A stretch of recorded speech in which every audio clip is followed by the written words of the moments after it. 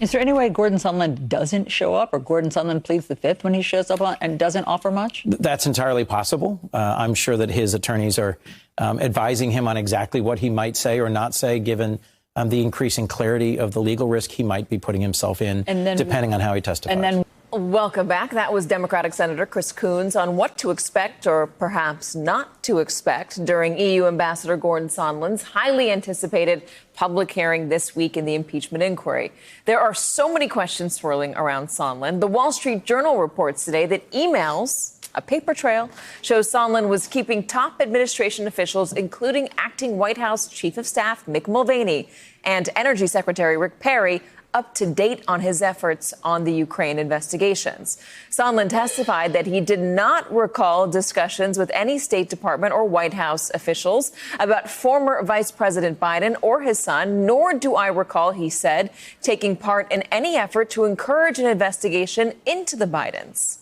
On Wednesday, the EU ambassador will certainly face tough questions about his previous testimony, his newly revealed emails to administration officials, and a phone call to President Trump that he did not disclose during his deposition. So let's turn to former U.S. Attorney and now MSNBC contributor Barbara McQuade for a closer look at the legal issues facing Ambassador Sondland. Barbara, always good to see you. It seems like there are many ways that Gordon Sondland could be in some real trouble. The Wall Street Journal now reporting on emails that show him keeping White House officials like Mick Mulvaney up to date. That seems to directly contradict what he told Congress a couple weeks ago or a month ago. Yes, he's in an awkward position because not only did he testify contrary to some of the things that are coming out now once, he already offered a correction to his testimony. He provided a written statement that said, now that I've heard the testimony of some other witnesses and my memory has been refreshed, I want to correct the following things. And now more information is coming out that contradicts his initial testimony. It's kind of awkward when even the corrected testimony needs to be corrected. There's a famous phrase by William Shakespeare that says, the truth will out. Ultimately, the truth comes out. And so when you try to spin these things, you have to know that there are other witnesses and there are documents and emails. And so people who try to lie ultimately are caught up when the truth comes out. What is his lawyer advising him tonight? I think they are probably having a serious discussion about whether to invoke the Fifth Amendment. That's, of course, the right against self-incrimination that says you don't have to answer questions if they might tend to expose you to criminal liability. The problem for Gordon Sondland is that he has likely already waived that privilege with regard to most of the questions he's likely to be asked. You can't answer the questions and then later say, oh, I want to invoke my Fifth Amendment right. If you have talked about the subject matter, you have waived it as to other questions relating to the subject matter. So any question that he's asked about whether he had a conversation with the president, about whether he knew that the president wanted investigations into Biden, all of those things are fair game, and he would not be allowed to plead the Fifth on those? Yes. Now, if he were to slice it thin and say, for example, this phone call that has recently been disclosed relating to the call he took in Kiev about the investigation, if he were specifically asked about that call, he may be able to invoke it there, depending on how thinly sliced they're going to allow him to go on it. But I think he's in a heap of danger if he starts playing cute with that. The Democrats might allow him to invoke it. Of course, their only remedy would then be to go to a court to try to compel him to testify. And so it might be a battle they just don't want to pursue. But I think he's on some shaky ground legally about whether he can invoke his Fifth Amendment right at this stage of the game. That phone call he did not disclose, just so everyone knows. Is there a chance, you think, Barbara, that he just doesn't show up tomorrow?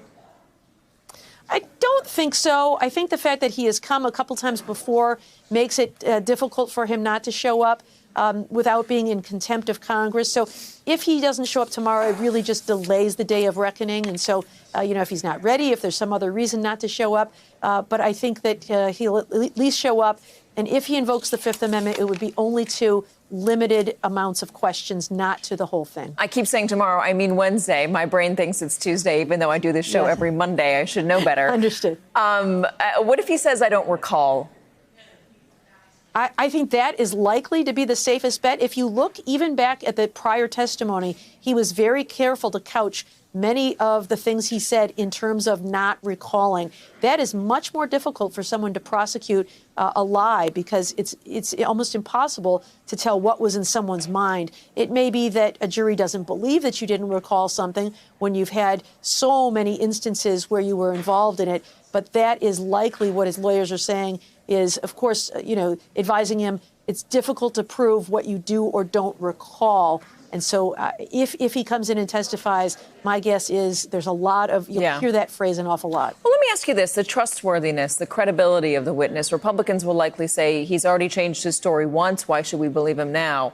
How effective is that when so many others have testified consistently about his interactions with the president? Yeah, so if he decides to come clean and say, now I did shade the truth in the past, or I wasn't complete, or I wasn't remembering everything, and now that I've spent some time thinking about it, I'm going to tell you everything.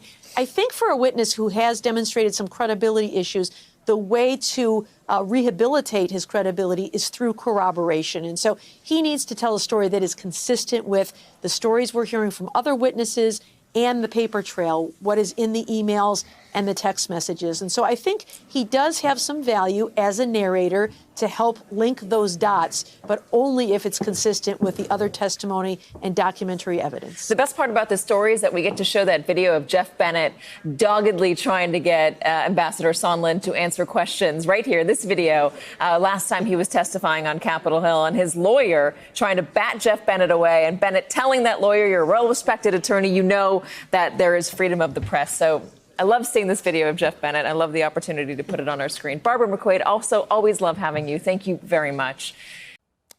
Hello, YouTubers. If you're watching this, it means you've checked out our channel, so thank you. Now do me a favor, subscribe by clicking on that button down there. Click on any of the videos to watch the latest interviews and highlights from MTP Daily and MSNBC. You can get more Beat the Press content every morning in the First Read newsletter. If you're tired of content that you don't know anything about where it came from, you don't have to have that problem with us. NBC News, MSNBC, MTP, and the Meet the Press mindset right here for you on YouTube. Subscribe now.